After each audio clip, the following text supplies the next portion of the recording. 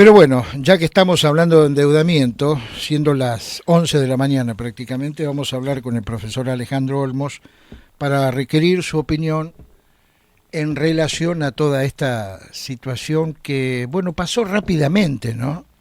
El tema de la euforia que había en las primeras horas de este principio de acuerdo con los principales fondos que mantienen los bonos argentinos en la renegociación. ¿No? Se cortó la comunicación, ¿no? Lo tenemos en línea. Profesor Olmos, ¿cómo le va? Buena mañana, ¿cómo está usted? ¿Qué tal, Claudio? ¿Cómo está usted? Bien, bien, gracias por atendernos como siempre. Bueno, su opinión como especialista en estos lides acerca de algo que todavía no está cerrado, pero que ya oficialmente desde Wall Street, tanto BlackRock como otros fondos de inversión muy fuertes, entre todos la parte importante del canje de deuda, ya anunciaron como habiendo aceptado, ¿no?, esta propuesta argentina. ¿Qué le quedó, digamos, hasta ahora en el tintero y qué dudas mantiene sobre esto? Estimado Claudio, yo estaba pensando ayer, viendo toda esta euforia sobre la deuda, y me acordaba de ese personaje de Ibsen, ¿no? Brandt, que va caminando a través de la locura de la gente y dice: cuando en un pueblo todos están locos, el cuerdo es el loco.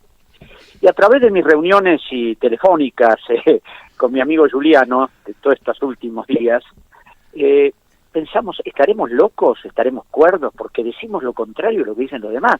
Es decir, ha habido una euforia notable, comentarios sobre lo que va a bajar la deuda, los ahorros y todo, y todavía no se publicó el Indentur, que es el documento oficial donde están las cláusulas legales, donde están los sometimientos, donde están los periodos donde se va a pagar, cuánto se va a pagar y todo lo demás. Y todas esas cosas que vengo estudiando hace años, ¿no? Porque así como Juliano estudia la parte económica, yo me dedico a estudiar la parte legal y estructura jurídica de todo eso. Y me asombra que se tiren cifras, que se tiren cosas que no responden a la realidad por un lado. Por otro lado, mi pregunta es, ¿vamos a empezar a pagar en enero del año que viene? Correcto. ¿Y con qué vamos a pagar? Yo ayer me fijaba en el boletín del Banco Central, el último boletín semanal, ¿no? Y el Banco Central tiene 43.300 millones de dólares de reservas y tiene 3 veces y media esa cifra de deuda. Eso está totalmente comprometido con la LELIQ emitidas por 2.509.000 millones de pesos y pases pasivos por 2.270.000 millones que generan una tasa de interés y que ¿quiénes favorecen con eso? Los bancos. Entonces mi pregunta es, primero, ¿con qué va a pagar el gobierno? Salvo que, lo he hablado también con Héctor Juliano, ahora va a haber una negociación con el Fondo Monetario. El Fondo Monetario seguramente nos va a dar muchos plazos para que le paguemos, sin descuento ninguno, y a lo mejor, como siempre es el prestamista de última instancia, y como nos iba a prestar 57 y nos dio 44, diga, bueno, les voy a dar un poco de plata para que cumplan con los acreedores en el acuerdo que han hecho, ¿no? Porque ahora, acceder al... profesor, Perdón, sí. yo lo estaba escuchando atentamente, mientras usted se pregunta ¿y con qué vamos a pagar? Un poco la pregunta compartida, ¿no?, entre todos. Da la sensación de que al arco político en su conjunto en la Argentina poco le importa. Esto es más que nada un detalle, ¿no?, el con qué vamos a pagar. Lo que realmente preocupa aún más es que en este año vamos a tener un déficit de 43 mil millones de dólares, no de pesos, en el presupuesto. Y la pregunta es, ¿a cuánto estamos? Además de renegociar lo que ya debemos, de pedir nuevos fondos frescos, quizás una vez que arreglemos con el fondo para poder sortear el año próximo. Es que no hay forma de responder esa pregunta. Lamentablemente no hay forma, porque cuando uno analiza los presupuestos últimos y analiza las cuentas públicas, se da cuenta que la Argentina, además de no tener posibilidad de pagar, no esto que acordaron, sino otras, porque, ojo, esta es la quinta parte de la deuda total que tiene el país, ¿no es cierto? Falta lo que arreglaron hace 48 horas los diputados, que van a dolarizar deuda en pesos, falta las letras del Tesoro, entonces una situación cuasi fiscal del banco insostenible. Y yo cuando veo esta euforia, donde los exministros endeudadores, Caputo, Duhovne, Pratgay, Daniel Martt, el célebre Martt, festejan los grupos los acreedores. Digo, indudablemente esto los beneficia siempre a ellos y no beneficia a la Argentina. Uh-huh. Y me acuerdo, porque como yo me dedico a la historia económica, no soy economista, que cuando se hizo el plan Brady en el año 1992, en ese momento se negociaron 32.000 millones de dólares, las frases de los ministros, de los economistas, eran iguales, de los diputados, de los senadores. En el 2001, cuando Fernando de la Rúa, a través de su ministro célebre, Domingo Cavallo, hizo el megacanje, lo mismo. Es decir, usted agarra los diarios de esa época y son calcadas las expresiones, y así no fue. En el 92, los 62.000 millones de dólares se convirtieron en el 2000 en casi 140.000, y el megacanje de títulos significó endeudar a la Argentina en más de 20.000 millones de dólares. Entonces, ¿de qué estamos hablando con esta euforia, con este acuerdo? Y no podíamos entrar en default.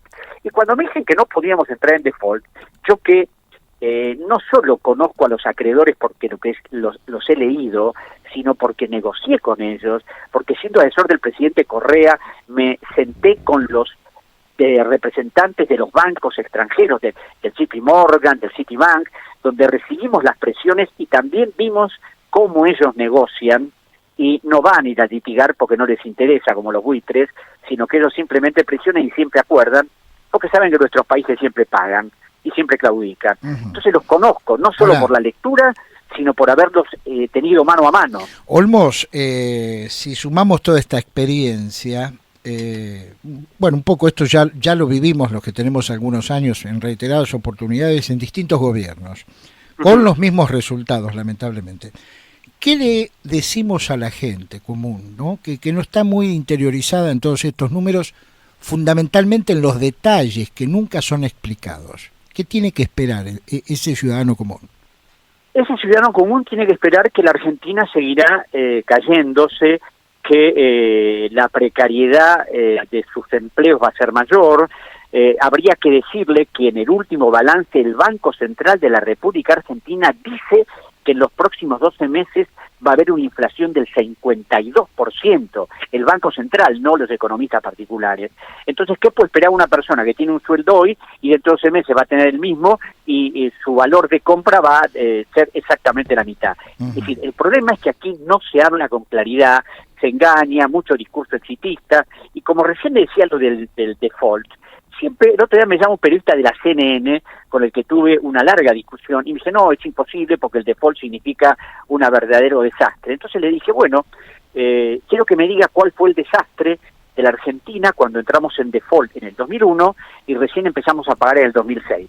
Si analiza las cuentas públicas se da cuenta que la Argentina creció, y creció mucho en esos años, que se ordenaron las cuentas públicas, que no hubo ninguna amenaza terrible, porque este es el tema. Los acreedores grandes como BlackRock en este momento, Ashmore, Pinco, no van a ir a litigar a Lorena Presca, la actual juez que lo sustituyó al viejo juez Griesa. No, ellos siempre negocian, aprietan, es decir, y buscan la manera de que el país vuelva al mercado de capitales para seguir endeudándolo, porque ese es el negocio. El negocio no es que la deuda se cancele definitivamente, sino que paguemos intereses, que renegociemos, que sigamos pagando, y hay toda una especie de escenografía de los conflictos, y sí, conflictos hay, es decir, el pobre Guzmán me imagino que lo habrán apretado hasta el máximo, y ni hablar al presidente de la República, pero cuando uno ve que hay una dirigencia política que no sabe estas cosas y las apoya, y usted me dice el ciudadano común, pero si la Cámara de Diputados no les interesa y no sabe. Yo estuve cuando Guzmán fue en el mes de marzo a explicar el canje que pensaba hacer. Sobre 256 diputados estaba la mitad. Los demás no estaban totalmente ausentes, como si esto no les interesaba nada. Entonces, si no tenemos en claro esto, si no tenemos en claro que la deuda no es de Mauricio Macri, la última de los 4 años, sino Macri no emitió ni un solo bono que no le hubiera autorizado el Congreso de la Nación, si no tenemos claro esas cosas elementales, el ciudadano común no puede tener una idea más o menos aproximada de lo que fue y de lo que le puede pasar. Pero bueno, ¿quiénes son los que van a conocer los detalles? Bien. Los idiotas como nosotros, que nos metemos en el análisis del bono y vemos la curva de pagos, la curva de intereses y lo que eso significa. Y usted me hablaba de 43.000 millones de dólares. Y bueno, eso seguramente el próximo año va a ser mucho mayor, y no sé cómo la Argentina, si no produce, si no crece, si no se desembaraza de cierta dirigencia política, puede llegar a tener algún tipo de final distinto. Por último, continuando en este diálogo de locos, en realidad una conversación de pirados, ¿no? No me deje afuera la responsabilidad de los medios.